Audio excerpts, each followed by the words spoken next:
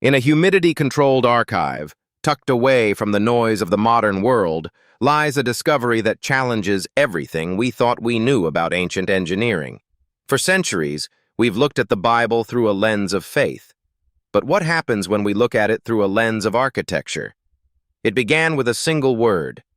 In the original Hebrew, the vessel Noah built isn't called a boat or a ship. It's called a Tebah, a box, a chest, a container.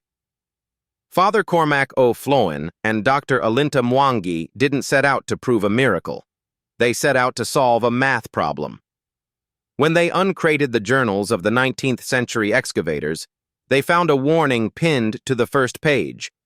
Do not build a model. Do not draw a rendering. Study the numbers first. What they found hidden in plain scripture was a design so advanced it mirrors the proportions of modern cargo vessels. This is the forgotten architecture of Noah's Ark. 300 cubits long, 50 cubits wide, 30 cubits high. The numbers weren't just random dimensions, they were a blueprint for survival. The 6-to-1 ratio, 300 cubits by 50, is the same stability ratio used in modern supertankers. It wasn't designed to go anywhere. It was designed to stay upright in the worst conditions imaginable. But the real secret lay inside. The Hebrew text mentions kinim, translated as nests or rooms. But architecturally, these were interlocking cells, a rigid honeycomb frame that gave the massive wooden structure the strength to withstand the pressure of the deep. This wasn't just a big boat. It was a floating fortress of geometry. Even the lighting was engineered. The Tzohar mentioned in Genesis wasn't just a window. It was a passive lighting and ventilation system. By placing an opening near the roof and using internal shafts, the ark could circulate air and light across all 3 decks, mimicking the ancient Malkaf wind towers of Egypt. Every detail, from the selection of rot-resistant gopher wood to the bitumen coating, points to a sophisticated understanding of marine biology and fluid dynamics. As the skies darkened and the first drops fell, the engineers of the ancient world were about to see their math put to the ultimate test. But the complexity didn't end with the hull. The Hebrew text mentions a Zohar, a noon light system. Not just a window, but a sophisticated skylight designed to flood the massive interior with natural light while maintaining the ship's structural integrity. This was paired with a passive ventilation system that mirrors the ancient African Malkaf wind towers, ensuring fresh air reached even the lowest decks. Inside, the ark wasn't an open cavern. It was a grid of kinim, nests or cells. This honeycomb structure didn't just organize the animals. It acted as an internal skeleton, providing the rigidity needed to survive the crushing force of a global flood. It's a design principle found in the mortarless dry stone walls of Great Zimbabwe, strength through interlocking parts. To seal this massive vessel, builders used a mineral-based pitch, creating a waterproof barrier that allowed the gopher wood, a dense, rot-resistant cypress, to withstand months at sea. When you look at the total package, you see a structure that was longer than a modern skyscraper, is tall and more stable than many modern cargo ships. This wasn't just a boat. It was an architectural masterpiece hidden in plain scripture. The ark was organized across 3 distinct decks. The lower deck handled waste storage and ballast, keeping the vessel's center of gravity low. The middle deck housed the animals and their feed, and the upper deck was reserved for humans and birds. Each stall was designed with clay feed troughs and grain storage built directly into the walls. Oil lamps mounted on wooden pillars provided steady light throughout the dark interior. But what about fresh water? The ark's sloped roof served a dual purpose. Rain was channeled through wooden gutters along the edges, then directed down through clay pipes into stone cisterns on the lower deck. The roof itself was angled to shed water while allowing light and air through a narrow ridge opening. This was no flat-bottomed barge. The sloped design ensured that torrential rain ran off immediately rather than pooling on the surface, adding dangerous weight. In the Ararat region of modern-day Turkey, enormous pierced stones still lie scattered across the hillsides. Local tradition identifies them as anchor stones, dropped from the ark as the floodwaters began to recede. And when the storm hit its worst, the 6-to-1 ratio proved itself. While Mesopotamian flood myths describe a round coracle spinning helplessly, the ark's elongated hull cut through the waves, stable and level. After months adrift, the ark came to rest in the mountains of Ararat. A dove returned with an olive branch. The longest voyage in human history was over. Compare the three great ancient vessel traditions. The Mesopotamian coracle was a round basket, designed for rivers. The Egyptian reed boat was built for the Nile's calm waters. Only the ark was engineered as a deep-ocean cargo vessel, with a hull ratio that modern naval architects still use. Father Cormac and Dr. Alinta compared their findings across years of independent research. What emerged was not a children's story, but a sophisticated architectural document, encoded in the Hebrew text thousands of years before modern engineering. The blueprint was always there, hidden in plain sight, waiting for the right eyes to read it. When we look closer at the original Hebrew text, the word kinim, often translated as rooms, literally means nests or cells. This wasn't just about animal stalls, it was about the very skeleton of the ship. By creating a honeycomb of interlocking hexagonal cells throughout the hull, the ark could absorb massive wave impact, redistributing the force rather than snapping under the pressure.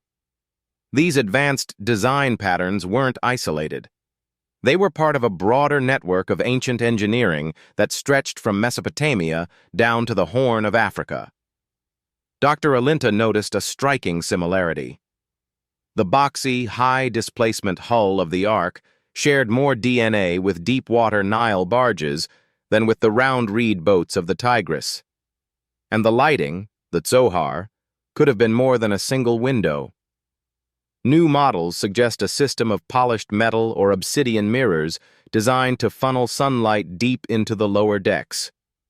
Father Cormac found references in ancient monastic texts describing the ark not as a clumsy barn, but as a masterpiece of passive light and airflow.